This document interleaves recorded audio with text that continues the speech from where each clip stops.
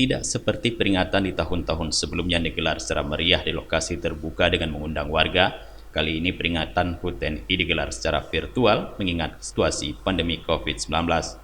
Upacara HUT TNI ke-75 dipimpin oleh Presiden Joko Widodo sebagai Inspektur Upacara di Istana Negara dengan tema Sinergi untuk Negeri.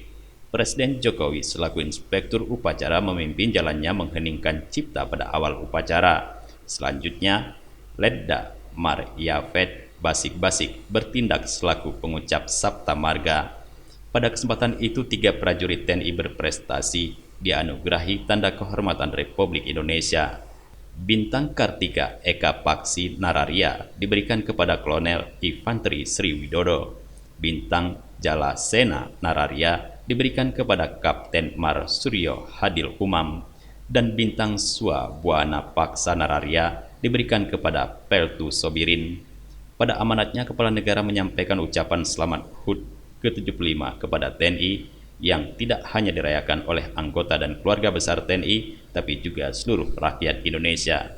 Banyak kiprah TNI selama perjalanan panjangnya bagi bangsa dan negara. Kontribusi TNI bagi negara tidak hanya melalui operasi militer untuk perang, tetapi juga dirasakan melalui operasi militer selain perang, yang diantaranya sigap membantu masyarakat yang menghadapi bencana alam hingga kini membantu pemerintah untuk menangani pandemi COVID-19.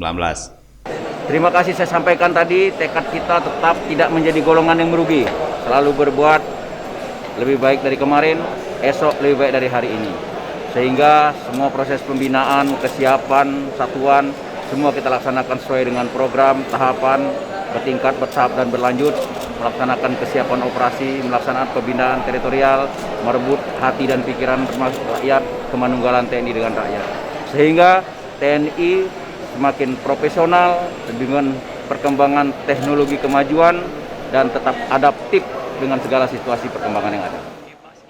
Dari Banda Aceh, Tim Liputan Aceh TV melaporkan. Makasih, kita tahu memang tren narkoba